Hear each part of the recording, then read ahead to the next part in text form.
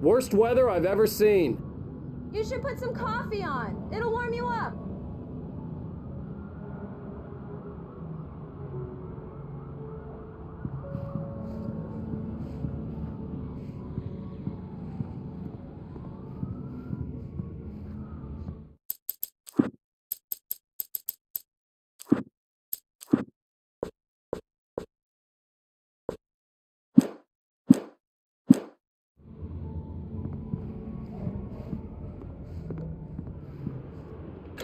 Coffee's on. Great, thanks. I'll need it if I'm gonna finish this by tomorrow.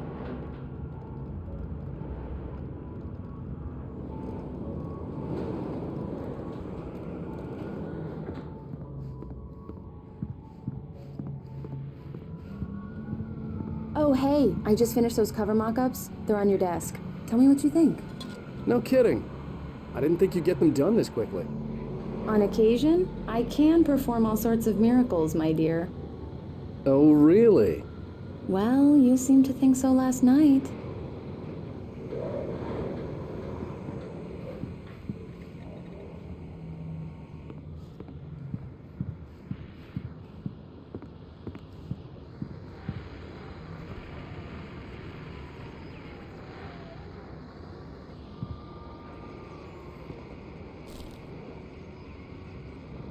These look really good.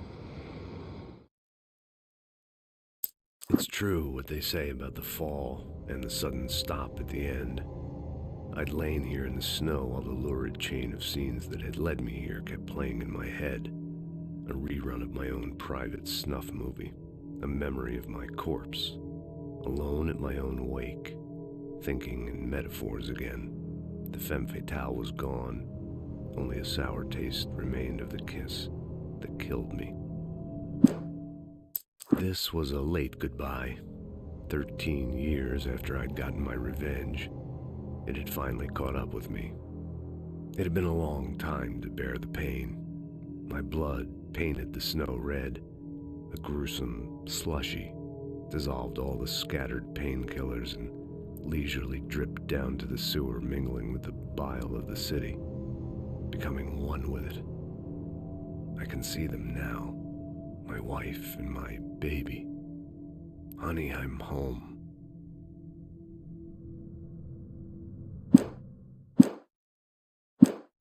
Oh, sure, until Barry gets his hands on them. Which, by the way, will happen over my dead body. The last time was the last time.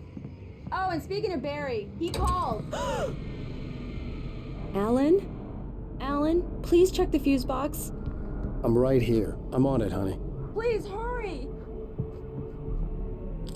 Honey, it's a power outage. I've got the flashlight. Okay, hi. You okay? I'm sorry. It just really spooked me. Don't worry. We'll just break out the candles. I know it's stupid, but it's just... especially when I'm not prepared for it, you know? It gets to me. I love you. Tell me a story, writer. Okay. I used to have these nightmares when I was a kid. The dark really spooked me, too. When it got really bad, my mom gave me this old light switch. She called it the clicker. The clicker, huh? Yeah. If I ever got scared of the dark, I could just flip the switch and a magic light would scare the monsters away. Oh, sure. Here it is. Alan. Maybe it'll help you, too. Yeah, nice story, writer boy. You made that up right now, didn't you? No. Seriously. I love you, even if you are a liar. Thanks for this.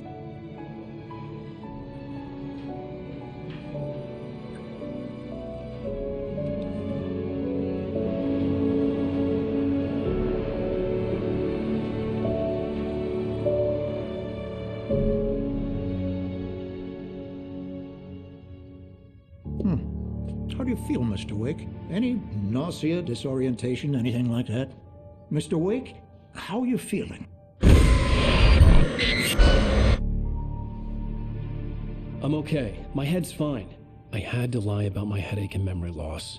He'd send me to a hospital for tests. I couldn't leave without Alice. Very well. I don't think you have a concussion, but you've obviously been through quite a shock. You should take it easy for a couple of days. Thanks. Well then, Mr. Wake, we're done here. If the pain gets any worse or you experience any other symptoms, you should come see me. I'll let you get on with it then. Sarah, Sheriff Breaker, is waiting for you. She's very good at her job. I'm sure she can locate your wife in no time. Doc Nelson was the image of a small-town doctor. Sheriff Breaker had called him to the station to take a look at the cut in my head. I'm sorry you had to cut your morning fishing short for this, Doc. Oh, she's a beauty, ain't she? Not the biggest I ever caught, if you can believe that coming from an old fisherman like me, but she's right up there. Now, she's a largemouth bass, which is what you're after if you prefer a lure.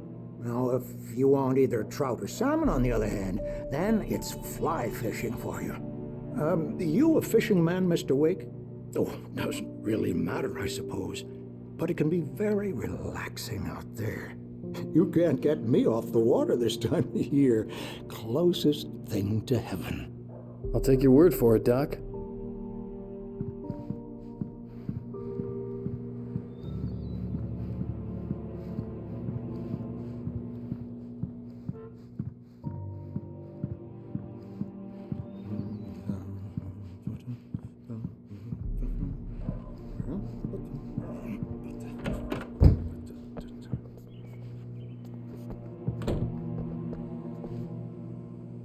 Thank you for testing the lights, Miss Weaver. Everything seems to be fine. I don't have the luxury of being complacent, Deputy Grant. The bulbs will need changing, so you can't change them in the dark. I'll be sure to take care of it, Miss Weaver. Have a nice day now. Very good. I'll come back later on to remind you, just in case. Mr. Wake, the sheriff is waiting for you in her office down the corridor. That was Cynthia Weaver. I guess you can call her the town eccentric. She used to be the editor of the local newspaper, but she's focused on, other things these days. She'd fit right in where I come from. As you can see, she's a little obsessed with maintaining the light bulbs of the whole town, refuses to step on shadows, things like that. Back in her day, she wrote about all sorts of weird things in the paper. Bright Falls has a colorful history. Of course, what small town hasn't?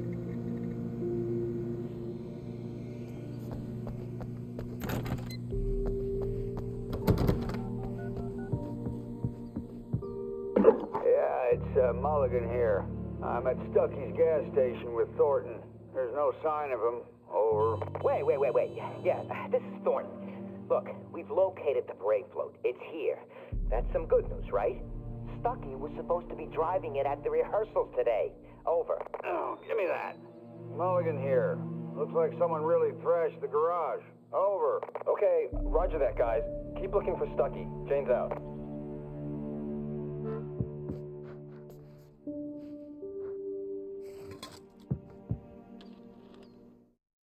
Alice looked through the viewfinder, lining up the shot. Cauldron Lake was breathtaking. Something caught her eye. A figure standing in the shadows behind the cabin, like a thin woman in a black dress. She lowered the camera and looked again. No one there. Just a collection of bushes that looked vaguely human-shaped. She shook her head and laughed. The sheriff wants to see you in her office, Mr. Wake.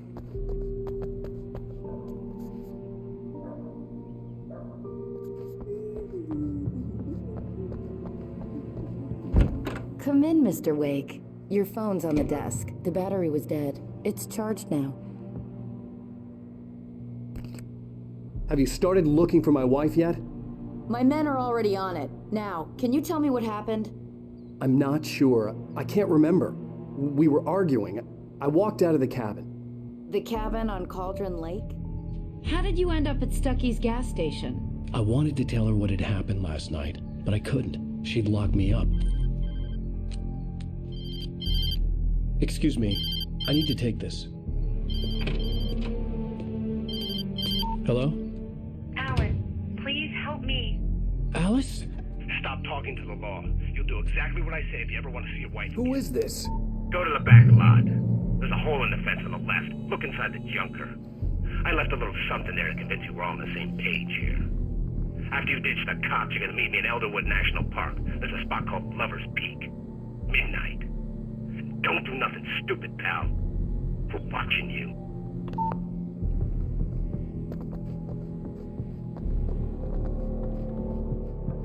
Mr. Wake, can I help you with anything? I need to get some air. The sheriff said I could go out back.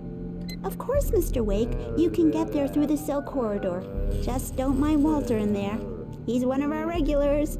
I thought he quit drinking for good. Oh, no such luck. He went on a bender and beat Danny pretty badly. He started shouting like that the moment he woke up. You can get to the back lot through that door and down the corridor, Mr. Wake. Can you turn the lights on? The deputies, they don't understand. They won't listen to me. I need it to be bright in here. Thank you, man, thank you. Hey, you're all right. You're a good guy. Don't let anybody tell you different. You know, I shouldn't even be in here. The cops, they got it all wrong. See, sure, I beat him up, but I wasn't drunk. I mean, I wasn't drunk at the time. I only got drunk afterward. Okay, listen, you gotta listen carefully now. Here's the kicker. That wasn't Danny. No, sir. It only looked like him. You wanna know who it really was? I'll tell you who it really was. It was a goddamn space alien! I know it sounds like something a drunk would say, but believe me, I wasn't drunk then.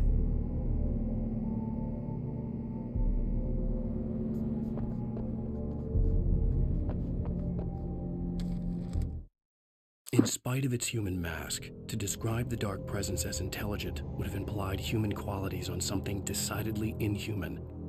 Nonetheless, it found the one spot in the diner that was dark enough. Some light spilled into the corridor, ravaging it. But it took the pain.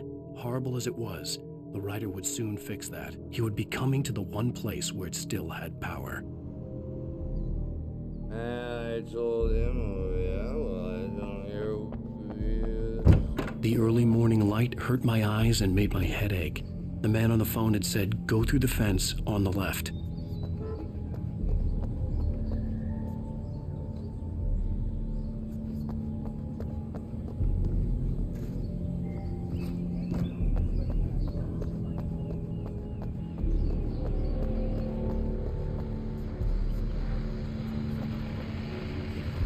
The caller had told me to find a hole in the fence behind the police station. There was something for me in an abandoned car. I need my beauty sleep. Just one more item before I go. It's been a busy night for the sheriff's department. We've had a few broken windows, even a report of shots fired on Main Street.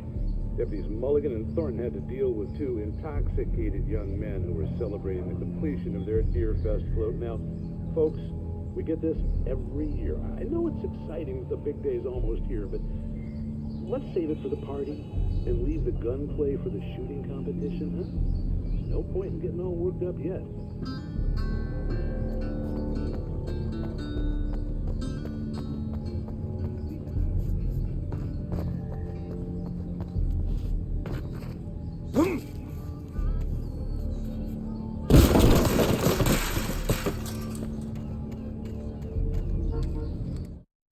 The kidnapper fired his gun one last time, and the shadow vanished into the darkness it had come from. See? Nothing to it, Wake. The thought of Alice in his hands was revolting. We stood on the wooden platform of Lover's Peak, the waterfall on the mountain behind us, the lights of the radio mast blinking red in the heights above. I fought with the urge to take a swing, force myself to speak. Let's cut the act now. Where's my wife?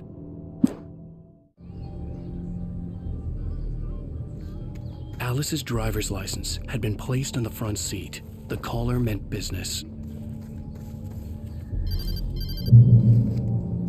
Barry? Ow! Thank God! Where the hell have you been? I've been trying to reach you for a week, you and Alice. I've been worried sick. I flew out yesterday. I'm here in Bright Falls. Barry, listen to me. I'm at the sheriff's station. Come and get me. I can't talk now. Al, what the hell is going on? I had to get the sheriff to let me go. I needed to get to Elderwood National Park to meet Alice's kidnappers.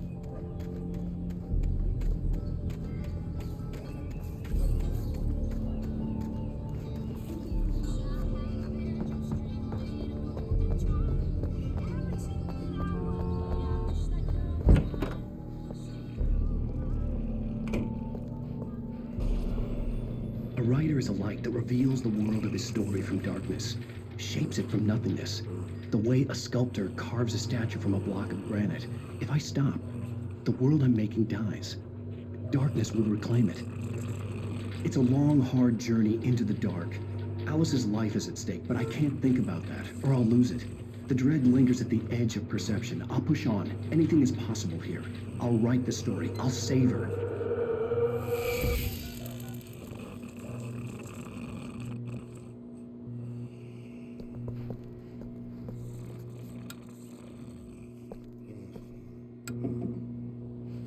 Marvelous, Sarah. I just wanted to settle all the damage the Anderson brothers might have inadvertently caused on their recent and regrettable little outing. They are not accountable for their actions, of course. I can assure you that my staff has been reprimanded. Tor and Odin never caused any trouble to anyone when they were still living at their farm. Indeed. All we can do is to slow down the progress of their dementia. Are you feeling any better, Mr. Wake? I'd like to leave. Am I free to go? Well, we still need to talk about... Am I under arrest? No, of course not. But I need to know where you'll be staying so I can get in touch with you. I'd avoid the motel. The Majestic is known for its roaches. The cabins at Elderwood are pretty nice, though. That sounds perfect. I'm Dr. Emil Hartman. I'd like to invite you to stay at Cauldron Lake Lodge. Did you talk to my wife? I had the pleasure of discussing your situation with her on several occasions. Did you set something up with her? I invited her here. My clinic is a place where... Oh, hey! Oh, my! Take it easy. Hey, nobody move! Get your hands off of my client! Who are you? I'm Barry Wheeler, his agent. If you have business with Mr. Wake, you talk to me. You yokels won't know what hit you once I sick my lawyers on your asses. No harm done, Sarah. I'm all right. I don't want to press charges. Mr. Wake, my offer still stands. Get me out of here. What the hell was that about, Al? We don't need a replay of that thing with the paparazzi. I thought they were gonna lock you up. I had to talk to someone. I told Barry everything. He thought I was certifiable, but when he heard about the manuscript, I had him. The fact that I'd written something, even if I couldn't remember it, was enough for him. He smelled money. And he believed that Alice had been kidnapped. Anything beyond that was another story. I had a midnight appointment with the kidnapper in a place called Lover's Peak, somewhere in Elderwood National Park. The plan was to rent a cabin. I don't like it, Al. I don't like any of it. It's not good. In fact, it's the absolute opposite of good. Mr. Wake! Barry, you found him. Hi, Rose. Oh, wow. I was just thinking about you, too. Great. I was just bringing Rusty some coffee. He's on the balcony, looking after Max. Poor thing. I really need to go. Great to see you again, Mr. Wake. Later! Who's Max?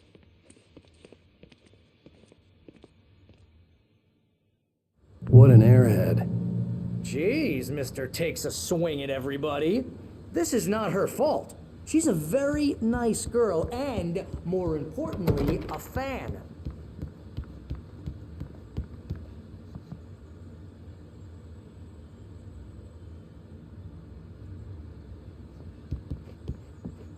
Seriously, Al, what you were saying in the car, just listen to yourself.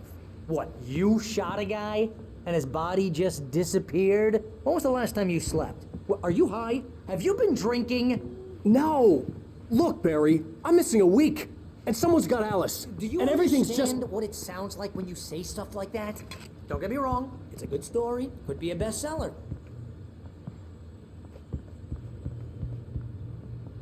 But when you start confusing fiction with reality, you're buying yourself a ticket to the funny farm. Wait here.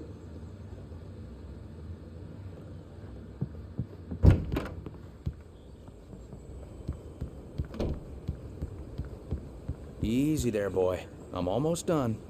Hey, Rusty, right? You rent cabins. Oh, Mr. Wake. I'd shake your hand, but mine are kind of full here.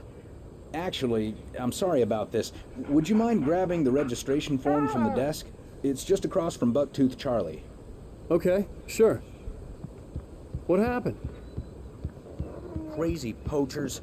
Max here got his foot caught in a trap. They're illegal to use here. Hell, you're not supposed to hunt within the park at all. But that doesn't stop some lowlifes. Well, at least Max is gonna be okay. He got lucky. Max is still groggy from the shot I gave him, and I'd rather not leave him alone just yet. The form's on the desk across from the mammoth skeleton. Seriously, Al, you can't just go and meet a kidnapper. Those situations always end up in disaster. You gotta talk to the cops. She's my wife, and it's my call. Can we talk about this later? No. This whole thing... Listen, you hit your head. I mean, geez, Al, come on. You gotta understand how crazy all this sounds. If you're trying to pull a joke on me, freak me out, it's working. Ha ha, let's have a laugh on Barry. Well, you had me going there real funny, Al. You can quit it now.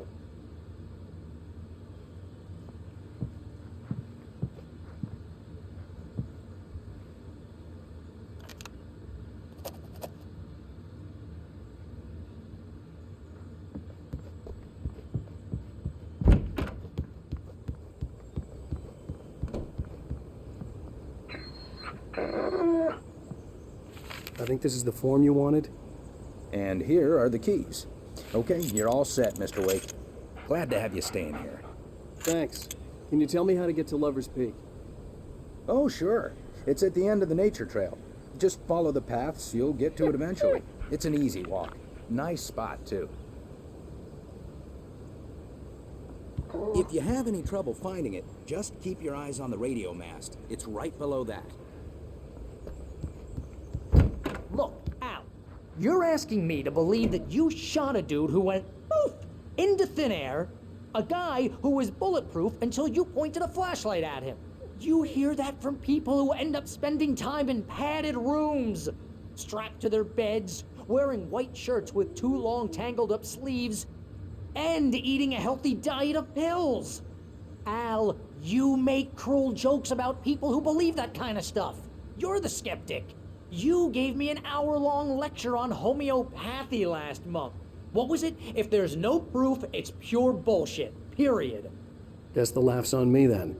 Al, come on! I mean, okay, maybe something weird happened to you, okay? Well, thanks for the heartfelt vote of confidence. All I'm saying is you gotta throw me a bone here, bestseller. What would you think if it was me? There's no way you should be going out at midnight with a gun. No one asked you to come here, Barry. Either work with me on this or go straight back to New York. Your choice.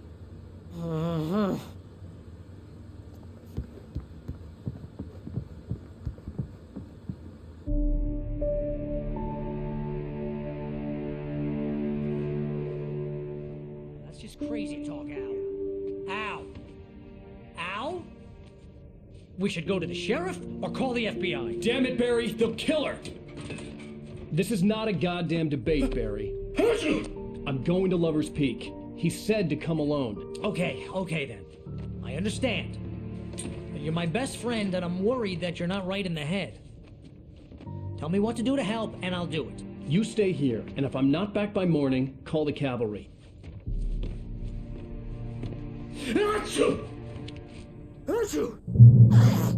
Just be careful with the natives, Al. These yokels are dangerous. Everybody hates a tourist, or it'll be Deliverance all over again.